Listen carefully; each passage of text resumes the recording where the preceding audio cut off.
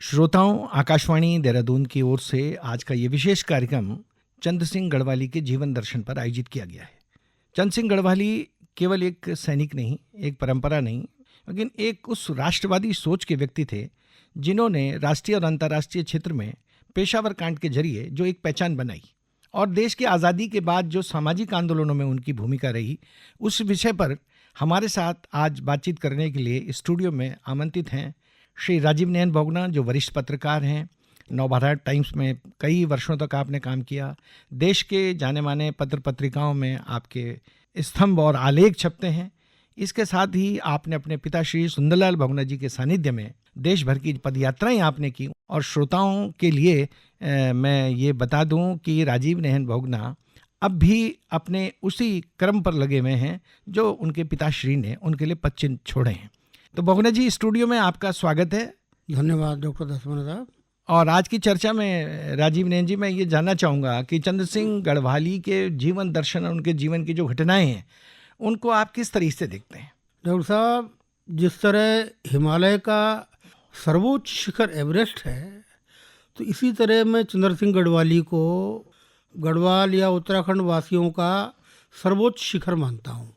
Highlander spirit जिसे कहते हैं, एक ऊंचाई वाले इलाके में रहने वाले व्यक्ति में जो प्रकृति के कारण, प्राकृतिक दुर्गमताओं के कारण, प्रकृति के प्रदत्त वरदानों के कारण और प्रकृति की छटा के कारण उसमें जो गुण आते हैं, उसमें जो शौर्य आता है, उसमें जो उदारता आती है, जो उसमें करुणा आती है, वीरता के साथ करुणा, वो सब कुछ चंद्र सिंह गढ़वाली में सन्निहित था। जहाँ तक चंद्र सिंह गढ़वाली की बात है और सेना की बात है, मैं ये जानना चाहूँगा कि प्रथम युद्ध के बाद जब उनको इस चीज़ का एहसास हुआ, और राहुल ने भी लिखा है कि वो ऐसे व्यक्ति थे, और जो उनकी जीवनी राहुल संकीर्तन जी ने लिखी, उन्होंने कहा कि इनके जीवन पे जब आर्य समाज का प्रभाव पड़ा तो उसी का परिणाम था कि पेशावर का कांड जैसी घटना भी हुई। इस विषय को आप किस तरीके से देखते हैं? आर्य समाज का उस समय का जो उन्नयन था, वो तत्कालीन समय के हिसाब से एक बहुत बड़ी घटना थी। अंग्रेजों ने सती प्रथा खत्म कर दी थी जी, बाल विवाह पर रोक लगा दी थी, लेकिन जातिवाद या छुआछूत पर वो भी रोक नहीं लगा सके थे। नहीं लगा सके, वो तब भी जारी थी। सांप्रदायिक विभेद तो था ही, जो खुद अंग्रेजों ने पैदा किया जी। तो आर्य समाज इन सब का खंडन करता हुआ चल रहा था। और उस समय आप देखिए कि बड़े बड़े जो स्वाधीनता सेनानी थे, चंद्र सिंह गढ़वाली नहीं बल्कि उसमें अनेक लोग थे, स्वामी श्रद्धानंद मसलन, स्वामी श्रद्धानंद जी, ये सारे लोग आर्य समाज से प्रभावित नहीं, आर्य समाजी थे, आर्य समाजी ही थे। और चंद्र सिंह गढ़वाली को इस ओर प्रवृत्त किया भजन सिंह ने, भजन सिंह, जो उनसे सीनियर थे, उनसे पहले से फौज में थे और जो आर्य समाजी थे। आर्य समाजी, चंद्र सिंह गढ़वाली को आर्य समाज की ज्यादा जानकारी नहीं थी। सत्यार्थ प्रकाश भी भजन सिंह जी ने ही चंद्र सिंह को उपलब्ध कराई थी, उनको पढ़ने को दिया। और चंद्र सिंह में चूंकि चरित्र की ईमानदारी और जिज्ञासा, जिजीविषा, ये सब कुछ तो था ही, तो उनको चीज़ें पसंद आई, उनका उस ओर झुकाव हुआ। और जो व्यक्ति जाति से, धर्म से, पाखंड से, आडंबर से ऊपर उठ जाएगा तो उसमें सामाजिक समरसता, उदारता और एक सच्चे राष्ट्रवाद की भावना अपने आप आ जाएगी, जो चंद्र सिंह गढ़वाली में आई। राजीव नयन जी, आपको नहीं लगता कि प्रथम युद्ध के बाद जब चंद्र सिंह वापस लौटे तो ब्रिटिश जो हमारे हुक्मरान थे उन्होंने हमारी पलटनों को तोड़ा, और फ्रांस के अंदर भी गढ़वाली सैनिकों को गोरों के नौकर और उनका गुलाम कहकर जिस तरह है, तो कहीं ना कहीं उस भावना से भी आहत थे चंद्र सिंह। और एक तरह से कह सकते हैं कि सेना में रहते हुए एक विद्रोही जो चिंतन था उनका, और राष्ट्रीय जीवन की मुख्य धारा के साथ जुड़कर जो पेशावर कांड आगे होता है, उस पेशावर कांड की घटना और उसका जो प्रभाव रहा है, उसके बारे में आप क्या सोचते हैं? बेशक ये आपकी बात बिल्कुल मुकम्मल है। अंग्रेज एक ही देश की फौज को आपस में घुलने मिलने नहीं देते थे, उनको एक भाषा में बात नहीं करने देते। अब आप देखिए कि 13वीं शताब्दी का अमीर खुसरो था, उस समय फौज का राष्ट्रीयकरण शुरू हुआ। उस समस्या से निपटने के लिए उसने हिंदी या उर्दू जो भी कहिए उस भाषा का आविष्कार किया। लेकिन अंग्रेज ने ये सेकंड वर्ल्ड वार की घटना 1914 की है, 15 की है। 15 की। वो एक ही देश की फौज को, बल्कि उत्तर भारत की फौज को आपस में घुलने मिलने नहीं दे रहा है। तो क्या घटना हुई एक रात को कि कोई फौजी सोते में नींद में बड़बड़ाया जी जी और हुआ हुआ उसने क्या, तो सारी फौज हुआ हुआ करने लगी, कोई एक दूसरे की भाषा ना समझे। जी जी। और दुर्गमता इतनी थी कि राजस्थान का आदमी मेरठ की भाषा ना समझे, तो पूरी फौज में कोलाहल पड़ गया। तो चंद्र सिंह गढ़वाली को ये भी महसूस हुआ कि अंग्रेज हमारा इस्तेमाल तो कर रहे हैं, लेकिन हमें एक रूपता नहीं आने दे रहे हैं। ये उसी समय उनके मन में यह बात आई जी जी। कि अंग्रेज केवल हमारा इस्तेमाल कर रहे हैं, हमारे देश से हमें हाँक कर किसी कच्चे माल की तरह कटने के लिए बाहर के देशों में भेज रहे हैं। बाहर के देश अपने आप अपने लिए जीत रहे हैं और हमको खुद गुलाम बनाए हुए हैं। गुलाम बने। इसीलिए पेशावर कांड से पहले जब गांधी बागेश्वर आए तो इत्तेफाक से चंद्र सिंह गढ़वाली अपने घर आए थे छुट्टी में आए थे। और उन्होंने गांधी के बागेश्वर आने की घटना सुनी तो सौदा सुलभ करने के बहाने वो भी बागेश्वर चले गए। और भजन सिंह का वो तो उनके दिमाग में था ही यार, समाज वगैरह का। तो गांधी की सभा में वो जाके खड़े हो गए। एक फौजी, अंग्रेज ब्रिटिश सरकार का एक फौजी सिपाही गांधी की सभा को अटेंड कर रहा है और वहीं उनका गांधी से पहला इंटरेक्शन हुआ। तो फौजी हेट पहने थे।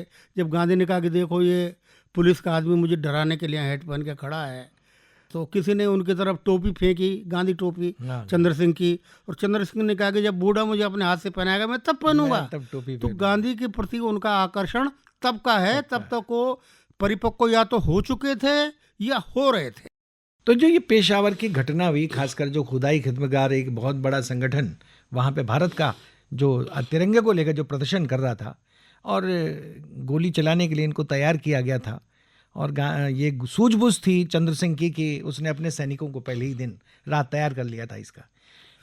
इसको विश्व की पहली रक्तहीन क्रांति भी कहा जाता है। आप इस रक्तहीन क्रांति का प्रभाव देश के अन्य हिस्सों में या अन्य राष्ट्रों में किस तरह देखते हैं? इसका व्यापक राष्ट्रीय नहीं बल्कि अंतर्राष्ट्रीय इसका प्रभाव पड़ा जी। और आप ये देखिए कि जहाँ वो उसके मोर्चे पे थे, फ्रंट के मोर्चे पे, जहाँ वो कहना चाहिए कि भी जनजातीय लोग थे, कबायली जिन्हें कहते हैं, उनकी हमसे भाषा अलग, उनका हमसे खान पान भी अलग, लेकिन उनका हम पहाड़ियों से चरित्र मिलता जुलता था। उनका धर्म अलग, हमारा अलग। और अंग्रेज ने जानबूझ के गढ़वाल की बटालियन को वहाँ इसलिए तैनात किया क्योंकि गढ़वाल की बटालियन का नारा थार आज भी है, जय बद्र विशाल बोल के टूट पड़ता है। तो कहाँ तो बद्र विशाल और कहाँ अल्लाह अकबर, दोनों विपरीत रूप। लेकिन गढ़वाली ने बारीकी से इस बात को समझा कि जय बद्री विशाल बोल के हमें अपने धर्म बंधुओं, अपने देश बंधुओं पर नहीं टूटना है। ये धर्म उनका अलग है, लेकिन वो हमारे देशवासी हैं और अहिंसक हैं, नियत्ते हैं, हम इन पर गोली कैसे चलाएं? तो मैं आपसे कहना चाहूँगा कि तब तक चंद्र सिंह गढ़वाली अपने पूरे व्यक्तित्व से, अपनी पूरी पर्सनैलिटी से, अपनी पूरी समग्र चेतना से परिपक्व हो चुके थे। ये कोई हंसी खेल नहीं है।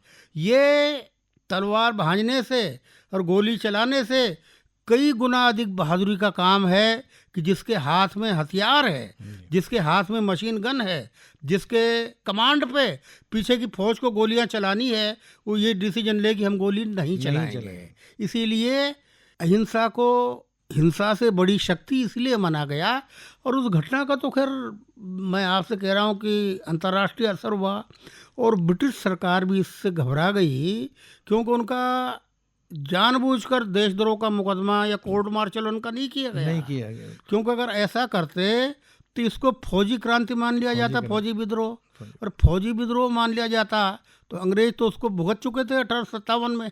तो इसलिए उन्होंने उसको एक बगावत की घटना, अनुशासनहीनता की घटना मानी। अनुशासनहीनता की। बोगना जी, ये बिल्कुल वाजिब बात आपने की है, लेकिन एक सवाल और भी आता है कि आज़ादी के बाद भी उन्होंने दूधा तोली को लेकर और उत्तराखंड राज्य की जो कल्पना की थी, उसमें उन्होंने मेरठ को मिलाने की बात की गढ़वाल के साथ, और नैनीताल को मिलाने, मतलब कुमाऊं के हिस्से को बरेली के साथ, और दूधा तोली को केंद्र बिंदु।